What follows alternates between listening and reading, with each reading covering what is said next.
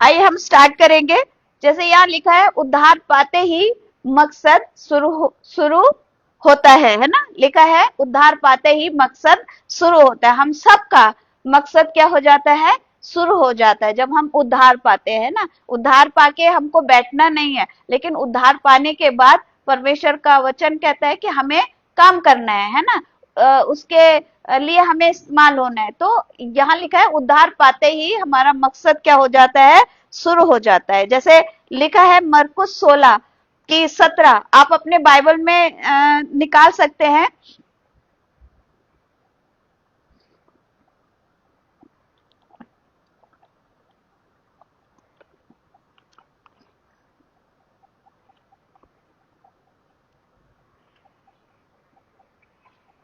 मरकुस रचित सुसमाचार, उसका 16 अध्याय और 17 आयत।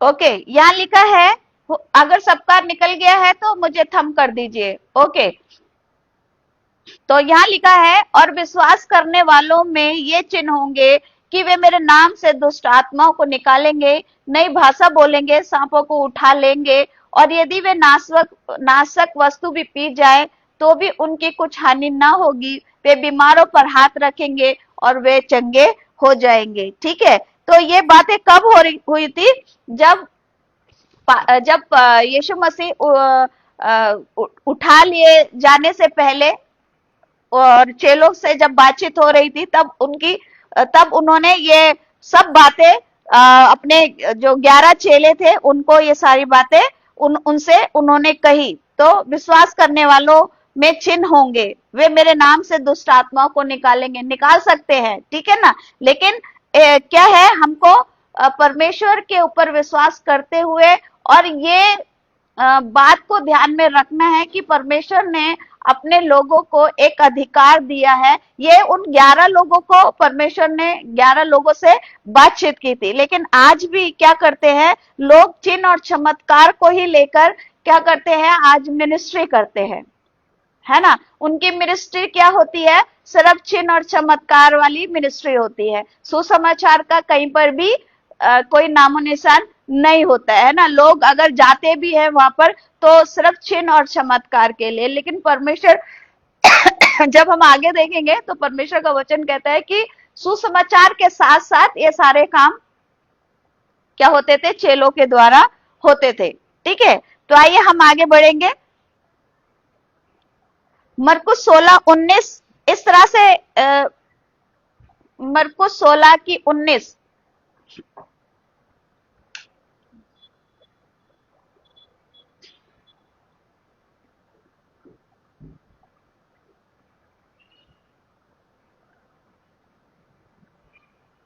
ओके, हम पढ़ेंगे, अगर निकल गया तो पढ़ेंगे।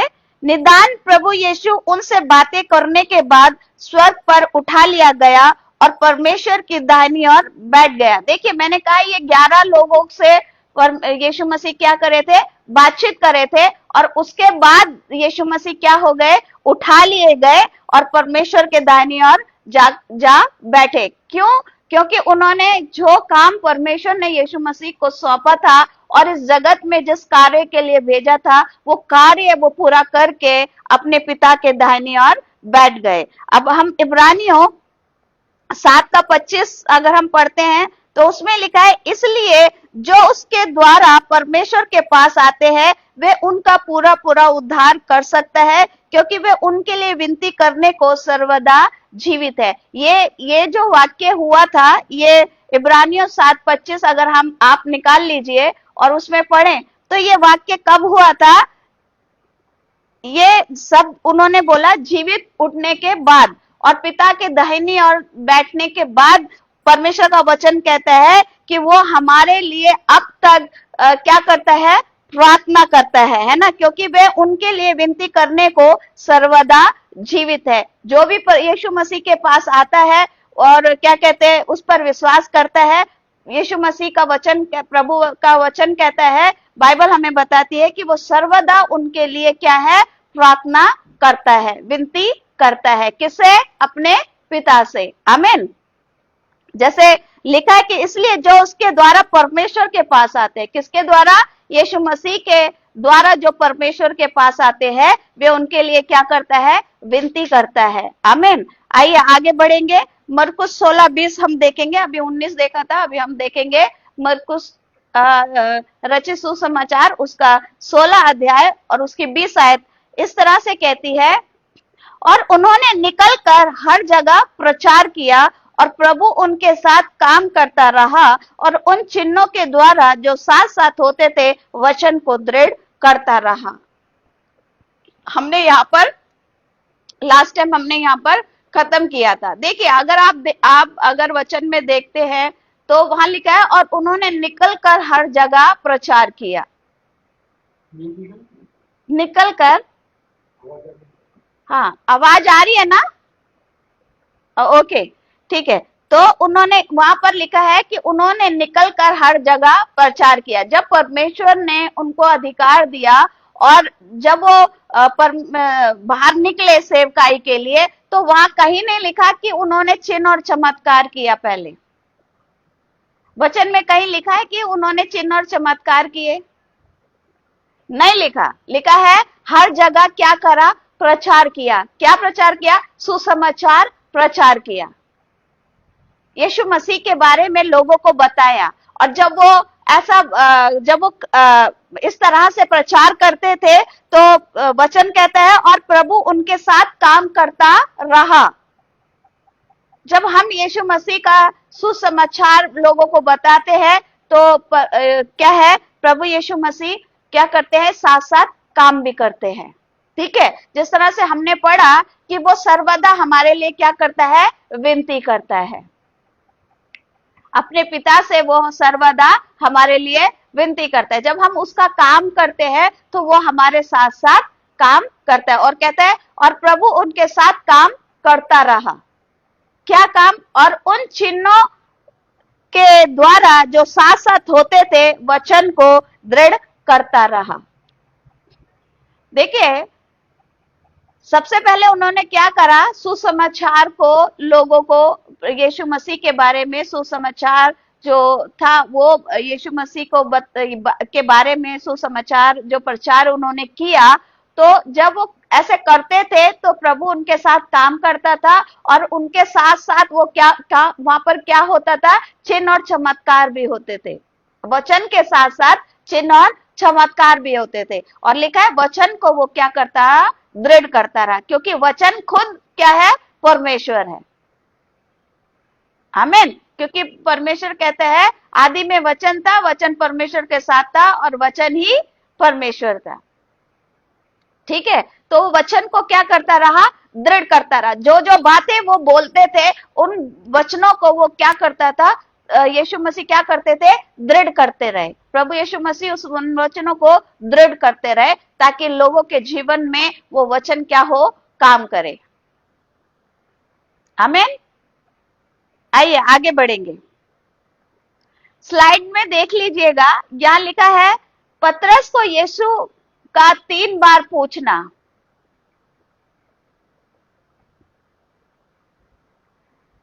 आगे बढ़ेंगे। यूहन्ना 21 अध्याय उसकी 15 आयत से हम पढ़ेंगे आगे। छोटा दिख रहा है तो हाँ, बाइबल में ही से आप निकालें, बाइबल में से पढ़ेंगे।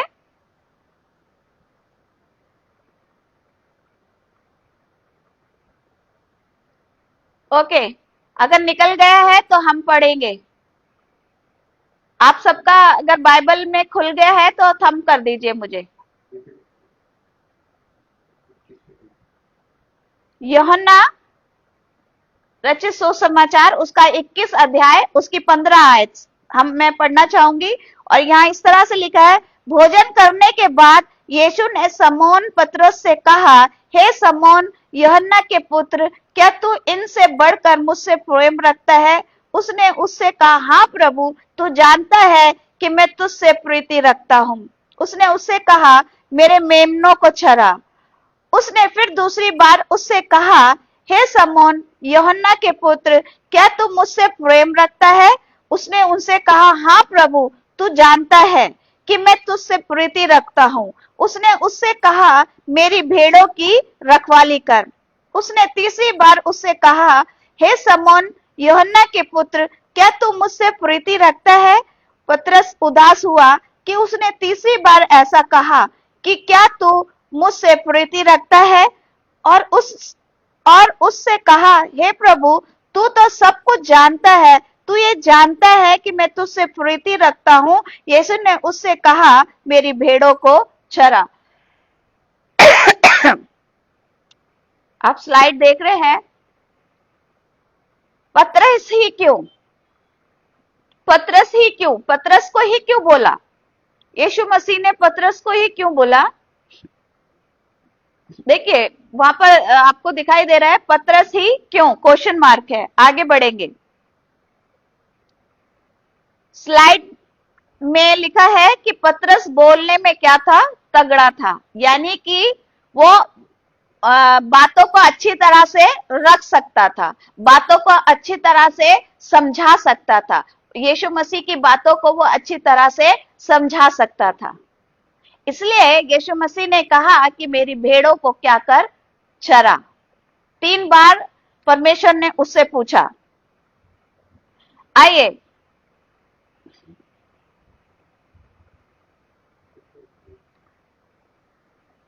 प्रेरितों के काम 4 की 19 सॉरी 4 की 29 हम पढ़ेंगे।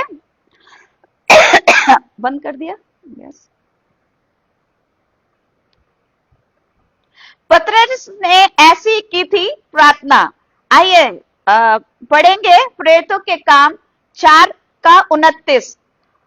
अब हे प्रभु, उनकी धमकियों को देख और अपने दासों को ये वरदान दे कि तेरा वचन बड़े हियाव से सुनाए। देखिए पतरस ने कैसी प्रार्थना करी प्रभु यीशु मसीह से कि हे प्रभु, जो हमें डराते हैं, धमकाते हैं या हमको धमकियां देते हैं, और उसने कहा कि अपने दासों को ये वरदान दे कि तेरा वचन बड़े हियाव से सुनाए। पतरस ने प्रार्थना करी कि तेरा वचन बड़े हियाव से सुनाए। हमको तू ऐसा क्या कर? वरदान दे कि हम तेरे वचन को बड़े हियाव से, हम ना डरे घबराए नहीं, कुछ भी ऐसी बातें हमारे जीवन में होने ना पाए कि हम तेरे वचन को बताने से डर जाए या घबरा जाए। लेकिन उसने ये प्रार्थना करी कि तेरा वचन हम हियाव से सुनाए, ऐसा वरदान तू हमें दे। ऐसी प्रार्थना उसने किससे करी? प्रभु यीशु मसीह से की। ठीक है, आज हमें भी डरना नहीं है, घबराना नहीं है, क्योंकि जब हम सुसमाचार प्रचार करते हैं तो परमेश्वर हमारे साथ साथ काम करता है। ठीक है, हमने आगे पढ़ा था, मरकुस में हमने देखा था, मरकुस अध्याय 16 की आई थिंक 17 आयत में हमने देखा कि जब चेले प्रचार करते थे तो प्रभु यीशु मसीह उनके साथ साथ काम करता था। तो इसलिए हमें डरना नहीं है, हमें घबराना नहीं है। जब हम परमेश्वर के सुसमाचार को क्या कहते हैं, बांटते हैं, तो परमेश्वर भी हमारे साथ साथ क्या करता है? काम करता है। और उसने कहा, पतरस ने कहा, और अपने सेवकों यानी कि अपने दासों को तो ये वरदान दे कि तेरा वचन बड़े हियाव से सुनाए। आमीन। हमारे पास ये वरदान है, ठीक है, कि हम उसके वचन को हियाव से सुनाएं। और हमें भी ऐसी ही प्रार्थना करनी है जैसे पतरस ने प्रार्थना करी। और हमें भी जब हम सुसमाचार सुनाते हैं या सुसमाचार सुनाने जाते हैं, उससे पहले हमको ये प्रार्थना करनी है कि प्रभु हमें ऐसा वरदान दे कि हम तेरा वचन हियाव से सुनाएं। हम डरे नहीं, घबराए नहीं, लेकिन तेरा वचन हम क्या करें? दृढ़ता से हम लोगों तक पहुंच सके, लोगों को हम आपका वचन को सुना सके। आमीन। हमें भी ऐसी ही प्रार्थना करनी है। और प्रभु ने पतरस का क्या करा? खूब इस्तेमाल किया। क्योंकि जैसा हमने पढ़ा कि वो बोलने में क्या था, तगड़ा था, यानी कि बोलने में बहुत सक्षम था, बोलने में बहुत अच्छा था, कि वो परमेश्वर की बातों को बहुत अच्छी तरह से लोगों के बीच में रख सकता था, इसलिए परमेश्वर ने उसे खूब इस्तेमाल किया। आमीन।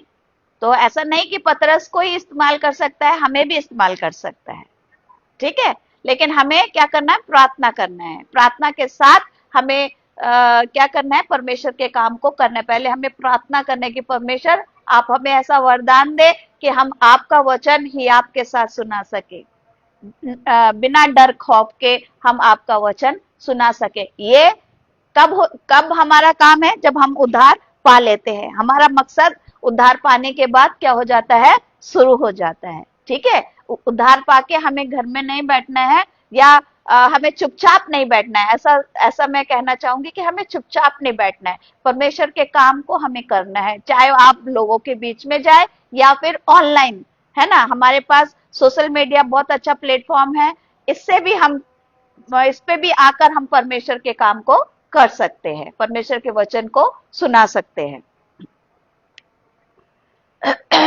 स्लाइड में आप देख रहे होंगे, लिखा है मेरी माता के गर्भ ही से मुझे ठहराया। ये किसका स्टेटमेंट है, ये पौलुस का स्टेटमेंट है।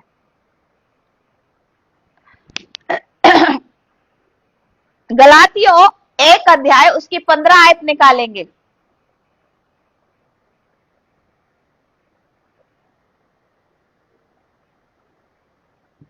गलातियों की पुस्तक उसका 1 अध्याय उसकी 15 आयत।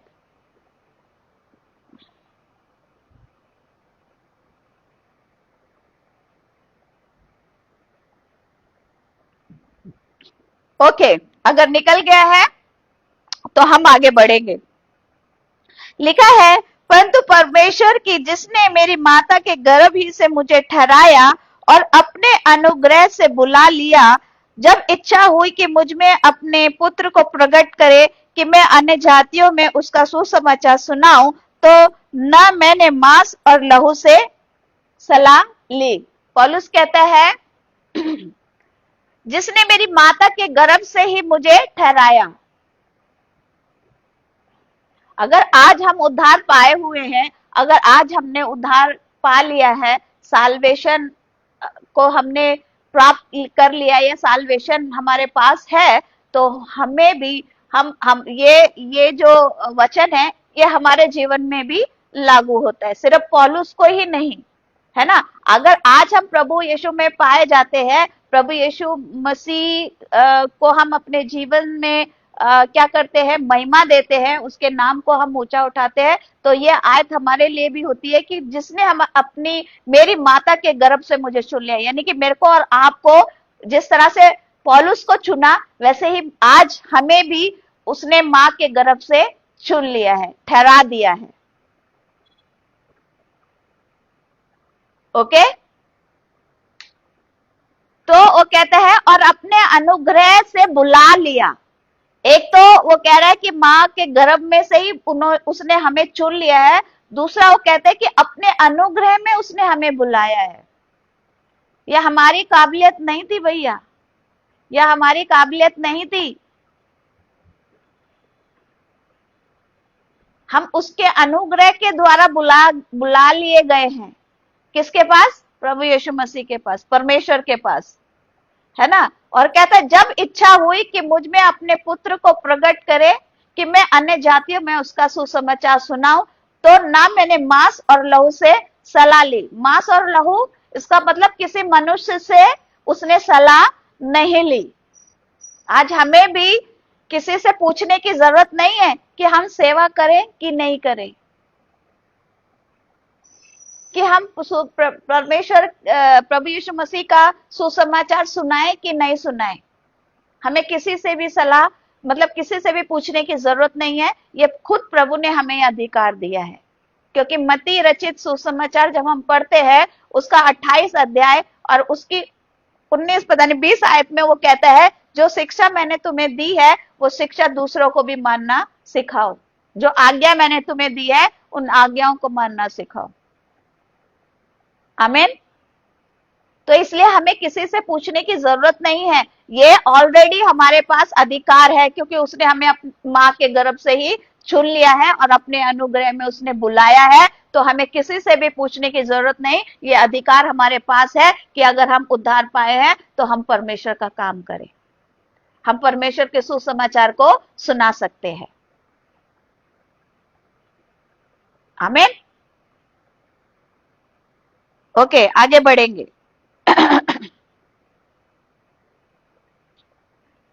इफिसियों 2 अध्याय उसकी 1 और 2 आयत हम पढ़ेंगे।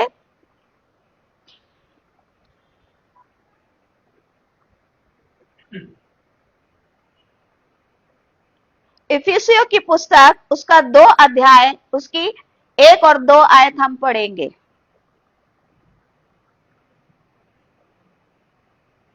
निकल गया है तो थंब कर दीजिए ताकि हम आगे बढ़े। ओके, चलिए पढ़ेंगे। इफिसियों 2 अध्याय उसकी 1 और 2। और उसने तुम्हें भी जिलाया,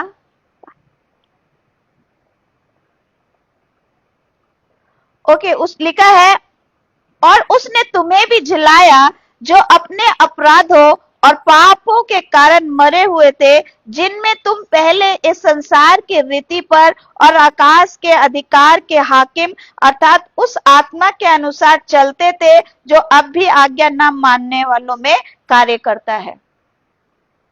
देखिए वचन कह रहा है कि और उसने किसने, उसने किसने, परमेश्वर ने जिस तरह से यीशु मसीह को जिलाया उसने हमें भी जिलाया है। यानी कि हम पहले अपने पापों में क्या थे, मरे हुए थे। जैसे वचन लिखा है कि जो अपने, और उसने तुम्हें भी जिलाया जो अपने अपराधों और पापों के कारण मरे हुए थे। हम पहले क्या थे, हमारे हमारे जीवन में पाप है ना, और भी बहुत सी ऐसी बातें पाई जाती थी। और क्या था, हम संसार के रीति पर चलते थे। जैसे लिखा है, जिनमें तुम पहले संसार की रीति पर और आकाश के अधिकार के हाकिम अर्थात उस आत्मा के अनुसार चलते थे जो अब भी आज्ञा न मानने वालों में कार्य करता है ना। हम उस जो इस संसार का हाकिम है गैस बंद किया कि नहीं किया माफ कीजिएगा।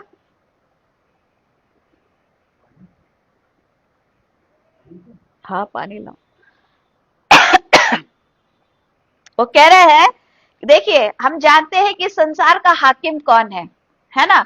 तो वो कहते हैं कि इस संसार के हाकिम के अधिकार में हम क्या करते थे, चलते थे, और उसके अनुसार ही हम अपना जीवन जीते थे। जो आज भी ऐसे लोगों के जीवनों में कार्य करता है जो जो आज्ञा नहीं मानते हैं।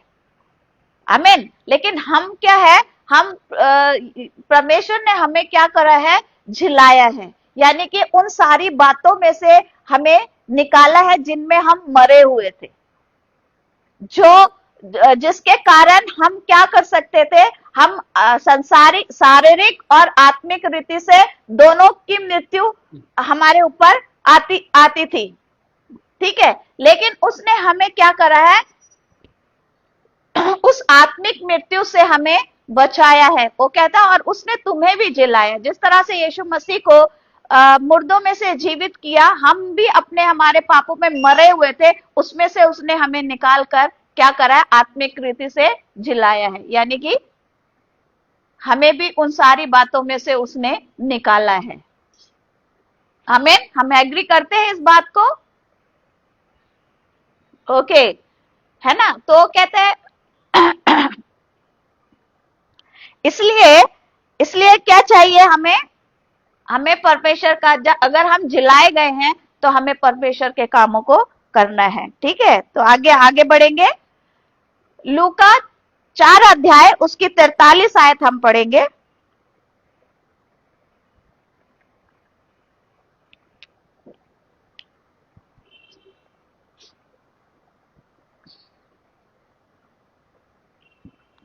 लूका अध्याय 4 उसकी 43 आयत हम पढ़ेंगे। उसमें लिखा है, परंतु उसने उनसे कहा, मुझे और नगरों में भी परमेश्वर के राज्य का सुसमाचार सुनाना अवश्य है, क्योंकि मैं इसीलिए भेजा गया हूं। किसने बोला? किसने बोला? प्रभु यीशु मसीह ने। प्रभु यीशु मसीह ने बोला कि मुझे और नगरों में जाकर परमेश्वर के राज्य का सुसमाचार सुनाना क्या है? अवश्य है। हमारे लिए भी परमेश्वर का सुसमाचार सुनाना अवश्य है। आमीन। और कहते हैं क्योंकि मैं इसीलिए भेजा गया हूं। यीशु मसीह इसलिए इस पृथ्वी पर आए ताकि वो अपने परमेश्वर के राज्य की, अपने पिता के राज्य की बातों को वो बता सके, परमेश्वर के राज्य की बातों को वो बता सके। आज हमारा भी काम यही है कि हमें क्या करना है? परमेश्वर के राज्य की बातों को बताना है। हमारा भी काम यही है। जिस तरह से यीशु मसीह कहते हैं कि मुझे और भी नगरों में परमेश्वर के राज्य का सुसमाचार सुनाना अवश्य है। हमारे लिए भी बहुत जरूरी है। अगर हम उद्धार पाए हुए लोग हैं तो हमारे लिए भी ये बहुत जरूरी है कि हमें परमेश्वर के राज्य की बातों को लोगों को बताना है, सुसमाचार हमें सुनाना है। आमीन।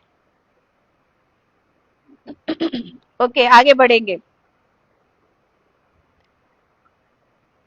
यूहन्ना 4:35 हम पढ़ेंगे। यूहन्ना रचित सुसमाचार उसका अध्याय 4 उसकी 35 आयत हम पढ़ेंगे। हाँ, ब्राइटनेस कम है ना, कितना ब्राइटनेस कम करके रखते हैं।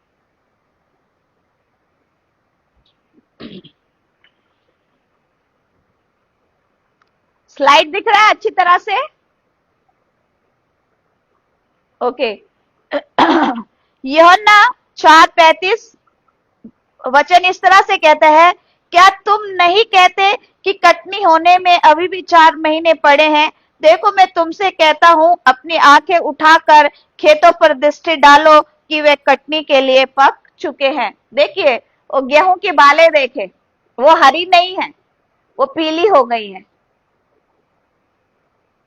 ठीक है, इसका मतलब है कि वो पकने के, काटने के लिए तैयार है।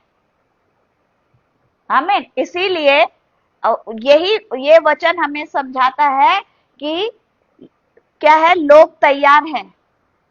हमें तैयार होना है, लोगों के पास जाना है, परमेश्वर के वचन को लेकर जाना है। क्योंकि वो कहते हैं, अपनी आंखें उठाकर देखो, खेतों पर दृष्टि, अपनी आंखें उठाकर खेतों पर दृष्टि डालो कि वे कटनी के लिए पक चुके हैं। हमें खुद अपने आप को पहले अपने क्या करना है? हमें तैयार होकर जाना है, क्योंकि हमें पता है कि अब समय आ गया है परमेश्वर के काम को करने का। खेत पक चुका है और कटने का समय आ गया है। हमें परमेश्वर के काम को करने के लिए अपने आप को तैयार करना है।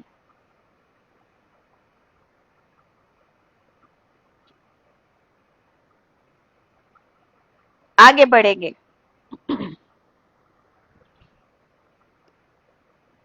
यूहन्ना रचित सुसमाचार उसका 15 अध्याय और उसकी 16 आयत हम पढ़ेंगे।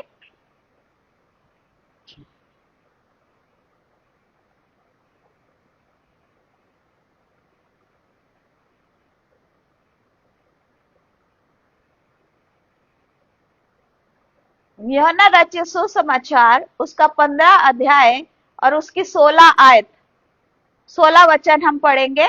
उसमें इस तरह से लिखा है, तुमने मुझे नहीं चुना, परंतु मैंने तुम्हें चुना है और तुम्हें ठहराया ताकि तुम जाकर फल लाओ। प्रभु यीशु मसीह कहते हैं कि मैंने तुम्हें नहीं चुना, सॉरी, तुमने मुझे नहीं चुना, बल्कि मैंने तुम्हें चुना है। वो कहते, तुमने मुझे नहीं चुना, परंतु मैंने तुम्हें चुना है और तुम्हें ठहराया ताकि तुम जाकर क्या लाओ? फल लाओ। बोले मैंने तुम्हें इसलिए चुना कि तुम क्या करो, काम करो, फल लाओ। तुम्हें इसलिए ठहराया है कि फल लाओ। फल कब ला सकते हैं हम? जब परमेश्वर का काम करेंगे तभी हम फल लाएंगे ना।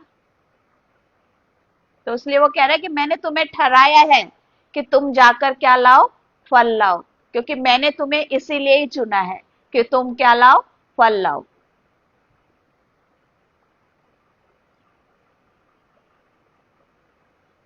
इसलिए अभी हम सोचे कि हमें कितना प्रभु का काम करना है। हम अभी हो सकता है हमारा इतना साल उद्धार पाने के बाद हमारा इतना साल वेस्ट हो गया है, लेकिन अगर आप इस बात को रियलाइज करते हैं कि हमने परमेश्वर के लिए कुछ भी नहीं किया है, तो ये समय हमारे लिए है कि हम आज भी हम परमेश्वर का काम कर सकते हैं। क्योंकि अगर हम इस पृथ्वी से रुखसत हो गए तो फिर हमारे लिए कोई समय नहीं बचेगा।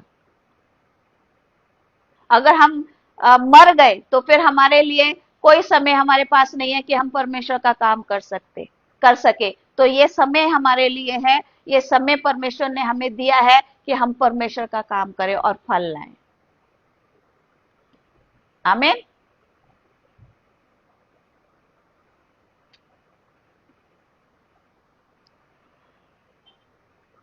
स्लाइड में आप देख रहे हैं हमारे उद्धार का सबसे बड़ा मकसद। दूसरा कुरिन्थियों 5 अध्याय उसकी 18 से 20 आयत तक हम पढ़ेंगे।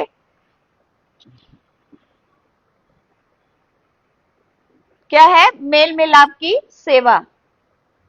ये मेल मिलाप किसके साथ?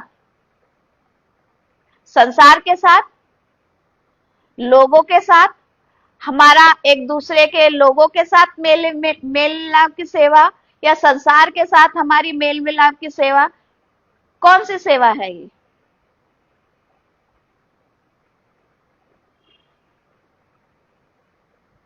आइए वचन में पढ़ेंगे, हम वचन में जाएंगे।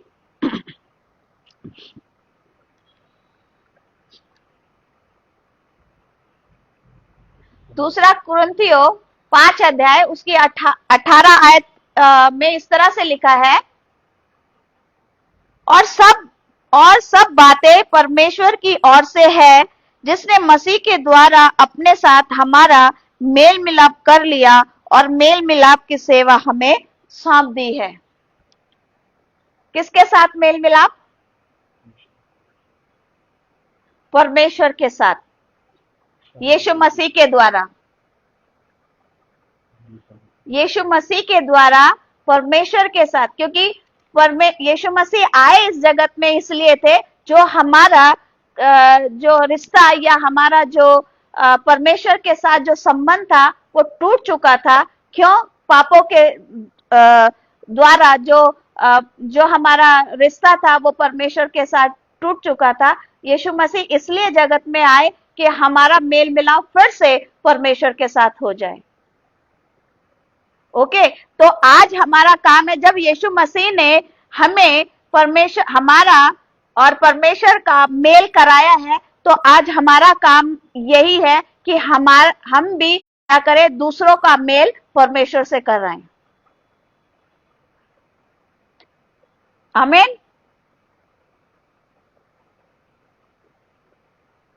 जिस तरह से हम जिलाए गए, हम बचाए गए, इसी और हमारा जो मेल मिलाप है प्रभु यीशु मसीह के द्वारा परमेश्वर के साथ हुआ। आज हमारा काम है कि दूसरों जो लोग हैं परमेश्वर को नहीं जानते या परमेश्वर को नहीं पहचानते, हमारा काम है जब हम सुसमाचार देते हैं, सुनाते हैं, तो परमेश्वर का काम हम करें और यही हम कोशिश करें कि हम उनका मेल मिलाप परमेश्वर से करा सके।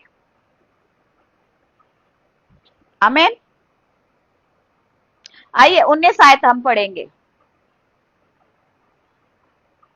अर्थात परमेश्वर ने मसीह में होकर अपने साथ संसार का मेल मिलाप कर लिया और उनके अपराधों का दोष उन पर नहीं लगाया, और उसने मेल मिलाप का वचन हमें सौंप दिया है। देखिए वचन भी हमें बता रहा है कि उसने मेल मिलाप का वचन हमें सौंप दिया है, सो हम मसीह के राजदूत हैं। मानो परमेश्वर हमारे द्वारा समझाता है, हम मसीह की ओर से निवेदन करते हैं कि परमेश्वर के साथ मेल मिलाप कर लो। हमें वचन क्लियर है। मैंने वचन से पहले ही आपको सारी बातें बता दी कि हमने अब हमारा काम है, क्योंकि वचन कहता है अर्थात परमेश्वर ने मसीह में होकर अपने साथ संसार का मेल मिलाप कर लिया और उनके अपराधों का दोष उन पर नहीं लगाया। देखिए, हमारे लिए हमारे दोष को लेकर प्रभु यीशु मसीह इसलिए क्रूस पर चढ़ गए कि हमारा मेल मिलाप परमेश्वर से हो जाए। आमीन। इसलिए परमेश्वर ने मेल मिलाप का वचन हमें सौंपा है, हमें यानी कि आपको और मेरे को, विश्वासियों को, जो लोग उद्धार पा चुके हैं। अब हमारा काम है, हमारा मेल मिलाप तो परमेश्वर के साथ हो गया है, अब हमारा काम है कि हम दूसरों का भी मेल क्या किससे कराएं? परमेश्वर से कराएं। हमें, और वो कहता है सो हम मसीह के क्या है? राजदूत है। राजदूत मीन्स मतलब है कि हम उसके राज्य को रिप्रेजेंट करते हैं। हम इस पृथ्वी पर क्या है? उसके राजदूत है, एम्बेसडर है। जैसे कि हम देखें, इजराइल एम्बेसी हो गया, नीदरलैंड एम्बेसी हो गया। हम भारत में देखते हैं बहुत सी एम्बेसीज यहाँ पर भारत में पाई जाती है ना। वो क्यों पाई जाती है? कि अपने देश को वो भारत में क्या करते हैं? रिप्रेजेंट करते हैं। ओके, इसी तरह से हमारा भी काम है कि परमेश्वर के राज्य को हमें इस पृथ्वी पर लोगों के बीच में रिप्रेजेंट करना है। लोगों का मेल मिलाप हमें परमेश्वर से कराना है, क्योंकि परमेश्वर का वचन कहता है, मानो परमेश्वर हमारे द्वारा समझाता है, हम मसीह की ओर से निवेदन करते हैं कि परमेश्वर के साथ क्या कर लो? मेल मिलाप कर लो। परमेश्वर हमारे द्वारा क्या करता है? लोगों समझाता है कि हमें वो समझाता है कि हम लोगों को से निवेदन करें कि परमेश्वर के साथ क्या कर लो? मेल मिलाप कर लो। हमें, क्योंकि हम उसके क्या है? राजदूत है। हम उसके क्या है? एम्बेसडर है। हम उसके राज्य को क्या करते हैं? रिप्रेजेंट करते हैं। ओके, आगे बढ़ेंगे। आई होप आपको समझ आ रहा होगा। ठीक है, आगे बढ़ेंगे।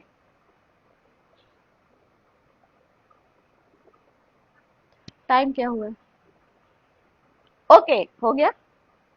ओके, ये विषय हम अगले ट्यूसडे को हम लेंगे।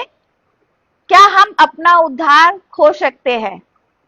Can we lose our salvation?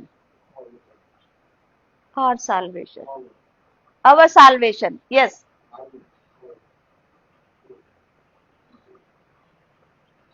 Can we lose our salvation? है ना? क्या हम अपना उद्धार खो सकते हैं? क्वेश्चन मार्क है यहां पर, क्वेश्चन मार्क है। तो अगले हफ्ते हम इस पर बातचीत करेंगे, कि क्या हम अपना उद्धार खो सकते हैं। एक वचन में लेना चाहूंगी। देखिए, यहां लिखा है big yes, no if, no but, only yes. Crystal clear answer is big yes, no if, no but, only yes. यानी कि कंफर्म है कि हम अपना उद्धार खो सकते हैं। एक वचन पढ़ूंगी। अच्छा, अभी ये देख लीजिए स्लाइड। हाँ, ये देखिए, यहां लिखा है कि पूरे बाइबल में कहीं नहीं लिखा कि हम अपना उद्धार खो सकते हैं, लेकिन है अपना उद्धार नहीं खो सकते, लेकिन उद्धार खो सकते हो, इसकी चेतावनी जरूर दी है। ठीक है, इस स्लाइड के साथ मैं आज का जो वचन है या बातें हैं जो आज हमने करी, मकसद, हमारा उद्धार के बाद हमारा मकसद क्या होना चाहिए, इस स्लाइड पे मैं खत्म करना चाहूंगी और अगले हफ्ते हम लोग इससे आगे बढ़ेंगे। ठीक है, जिस तरह से हमने सीखा, हमने पढ़ा अभी, क्या हम अपना उद्धार खो सकते हैं। तो स्लाइड में आप देख रहे हैं, लिखा है, पूरे बाइबल में कहीं नहीं लिखा कि आप अपना उद्धार नहीं खो सकते, लेकिन उद्धार खो सकते हो इसकी चेतावनी जरूर दी है। तो हम नेक्स्ट वीक में हम इससे आगे बढ़ेंगे। तो आइए हम प्रार्थना करेंगे। धन्यवाद, स्तुति महिमा हो स्वशक्तिमान पिता परमेश्वर, हम आपके नजदीकी में आते हैं पिता, धन्यवाद करते हैं पिता। पिता, इस सुंदर समय के लिए जो आपने हमें दिया, ताकि हम आपके वचन से सीख सके, सिखा सके परमेश्वर। प्रभु जी, इस सुंदर समय के लिए हम आपका धन्यवाद करते हैं पिता परमेश्वर, और बहुत सी बातें आपने हमें सीखने के लिए मदद करी, उसके लिए भी पिता हम आपका धन्यवाद करते हैं पिता परमेश्वर। और चाहते हैं पिता परमेश्वर कि जैसा हमने पढ़ा कि उद्धार के बाद हमारा मकसद क्या होना चाहिए, होने दीजिए पिता, इस मकसद को हम बहुत सीरियसली अपने जीवन में ले सके परमेश्वर, और इसके साथ हम आगे बढ़ सके परमेश्वर। हो सकता है हमने अब तक परमेश्वर इन सारी बातों को निगलेक्ट किया, या हमने इन सारी बातों को परमेश्वर अपने जीवन में लागू नहीं किया है परमेश्वर। तो होने दीजिए पिता, आज से और इसी वक्त से परमेश्वर हम आपका काम करने के लिए उठ सके परमेश्वर, और परमेश्वर हम आपका काम कर सके, क्योंकि आपका वचन कहता है कि तुमने मुझे नहीं चुना, लेकिन मैंने तुम्हें चुना है और ठहराया है कि तुम जाकर फल लाओ। यस लॉर्ड यीशु राजा, सचमुच पिता, जिस तरह से आपने हमसे बातचीत करी है अपने वचन के द्वारा, होने दीजिए पिता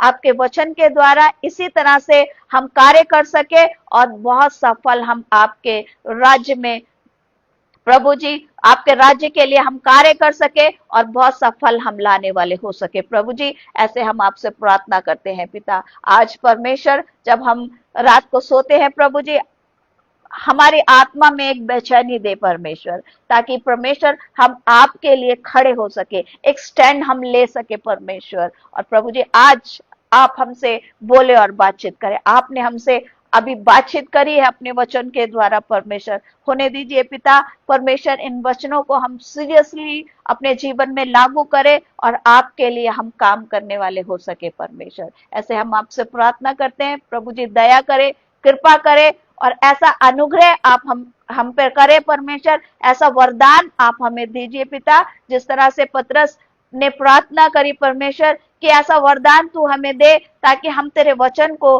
हियाब से सुनाने वाले हो सके परमेश्वर। होने दीजिए पिता, इसी तरह से हम भी प्रार्थना कर सके प्रभु जी, और प्रार्थना करने पाए परमेश्वर कि ऐसा वरदान आप हमें दे, ताकि हम आपके वचन को हियाब के साथ सुनाने वाले हो सके प्रभु जी, बिना डर खौफ के। प्रभु जी, कोई डर, कोई भय हमारे जीवन में आने ना पाए। जब हम आपके काम को करते हैं पिता, हमारे जीवन में किसी भी तरह की डर की आत्मा या भय की आत्मा परमेश्वर कार्य करने ना पाए प्रभु जी। इसी तरह से परमेश्वर आपका दृढ़ता से और परमेश्वर हियाब के साथ आपका काम करने के लिए आप हमारी सहायता मदद करें। सारा आदर मान सम्मान हम आपको देते हैं, और ये प्रार्थना मांगते हैं आपके प्यारे बेटे, अपने उद्धार करता प्रभु यीशु मसीह के मीठे प्यारे मुबारक नाम में होकर दया से सुने और ग्रहण करें।